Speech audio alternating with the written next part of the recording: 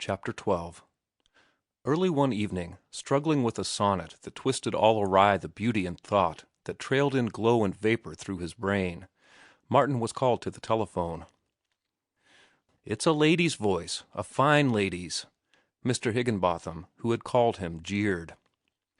Martin went to the telephone in the corner of the room and felt a wave of warmth rush through him as he heard Ruth's voice. In his battle with the sonnet, he had forgotten her existence, and at the sound of her voice his love for her smote him like a sudden blow. And such a voice! Delicate and sweet, like a strain of music heard far off and faint, or better, like a bell of silver, a perfect tone, crystal pure. No mere woman had a voice like that. There was something celestial about it, and it came from other worlds.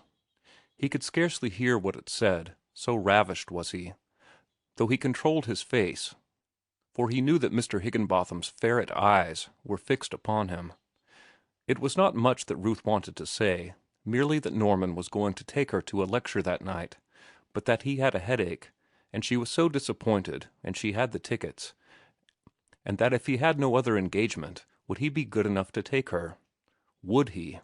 He fought to suppress the eagerness in his voice. It was amazing.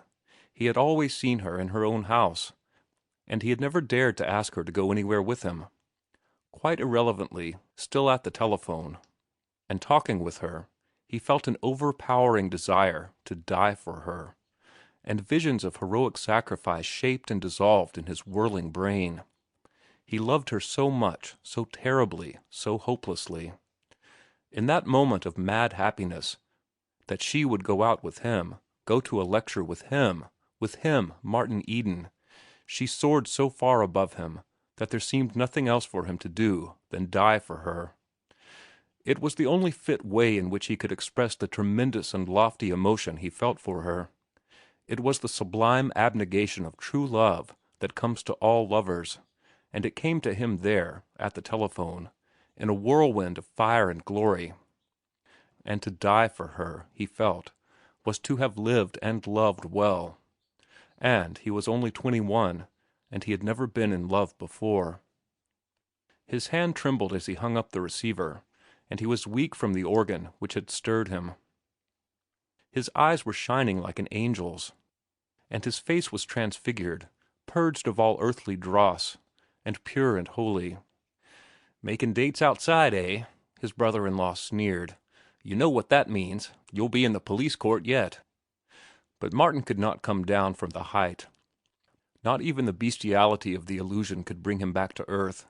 Anger and hurt were beneath him. He had seen a great vision and was as a god, and he could feel only profound and awful pity for this maggot of a man. He did not look at him, and though his eyes passed over him, he did not see him, and as in a dream he passed out of the room to dress.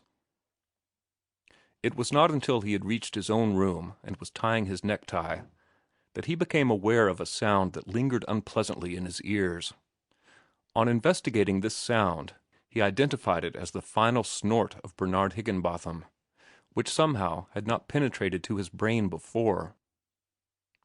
As Ruth's front door closed behind him, and he came down the steps with her, he found himself greatly perturbed. It was not unalloyed bliss, taking her to the lecture. He did not know what he ought to do. He had seen, on the streets, with persons of her class, that the women took the men's arms, but then again, he had seen them when they didn't, and he wondered if it was only in the evening that arms were taken, or only between husbands and wives and relatives. Just before he reached the sidewalk, he remembered Minnie. Minnie had always been a stickler. She had called him down the second time she walked out with him, because he had gone along on the inside, and she had laid down the law to him that a gentleman always walked on the outside when he was with a lady. And Minnie had made a practice of kicking his heels whenever they crossed from one side of the street to the other, to remind him to get over on the outside.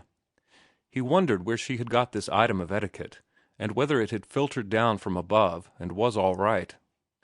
It wouldn't do any harm to try it, he decided, by the time they had reached the sidewalk.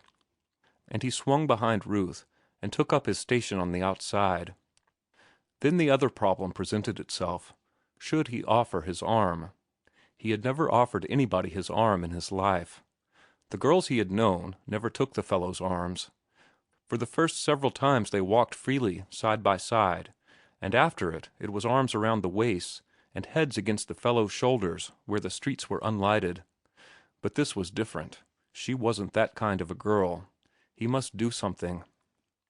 He crooked his arm next to her, crooked it very slightly and with secret tentativeness, not invitingly, but just casually, as though he was accustomed to walk that way. And then the wonderful thing happened. He felt her hand upon his arm. Delicious thrills ran through him at the contact, and for a few sweet moments it seemed that he had left the solid earth and was flying with her through the air. But he was soon back again, perturbed by a new complication. They were crossing the street. This would put him on the inside. He should be on the outside. Should he therefore drop her arm and change over? And if he did so, would he have to repeat the maneuver the next time, and the next? There was something wrong about it, and he resolved not to caper about and play the fool. Yet he was not satisfied with his conclusion, and when he found himself on the inside, he talked quickly and earnestly, making a show of being carried away by what he was saying, so that, in case he was wrong in not changing sides, his enthusiasm would seem the cause for his carelessness. As they crossed Broadway, he came face to face with a new problem. In the blaze of the electric lights he saw Lizzie Connolly and her giggly friend. Only for an instant he hesitated, then his hand went up and his hat came off. He could not be disloyal to his kind, and it was to more than Lizzie Connolly that his hat was lifted. She nodded and looked at him boldly, not with soft and gentle eyes like Ruth's, but with eyes that were handsome and hard, and that swept on past him to Ruth, and itemized her face and dress and station. And he was aware that Ruth looked too, with quick eyes that were timid and mild as a dove's, but which saw, in a look that was a flutter on and past, the working-class girl in her cheap finery, and under the strange hat that all working-class girls were wearing just then. "What a pretty girl," Ruth said a moment later. Martin could have blessed her, though he said, "I don't know. I guess it's all a matter of personal taste, but she doesn't strike me as being particularly pretty." "Why, there isn't one woman in 10,000 with features as regular as hers. They are splendid. Her face is as clear-cut as a cameo, and her eyes are beautiful." "Do you think so?" Martin queried absently, for to him there was only one beautiful woman in the world, and she was beside him, her hand upon his arm. "Do I think so? If that girl had proper opportunity to dress, Mr. Eden, and if she were taught how to carry herself, you would be fairly dazzled by her, and so would all men." "She would have to be taught how to speak," he commented, "or else most of the men wouldn't understand her. I'm sure you couldn't understand a quarter of what she said if she just spoke naturally." "Nonsense. You are just as bad as Arthur when you try to make your point." "You forget how I talked when you first met me. I have learned a new language since then. Before that time I talked as that girl talks. Now I can manage to make myself understood sufficiently in your language to explain that you do not know that other girl's language. And do you know why she carries herself the way she does? I think about such things now, though I never used to think about them, and I am beginning to understand much." "But why does she?" "She has worked long hours for years at machines. When one's body is young, it is very pliable, and hard work will mold it like putty, according to the nature of the work. I can tell at a glance the trades of many working men I meet on the street. Look at me. Why am I rolling all about the shop? Because of the years I put in on the sea. If I'd put in the same years cow-punching, with my body young and pliable, I wouldn't be rolling now, but I'd be bow-legged. And so with that girl. You notice that her eyes were what I might call hard. She has never been sheltered. She has had to take care of herself. And a young girl can't take care of herself and keep her eyes soft and gentle like yours, for example." "I think you are right," Ruth said in a low voice. "And it is too bad. She is such a pretty girl."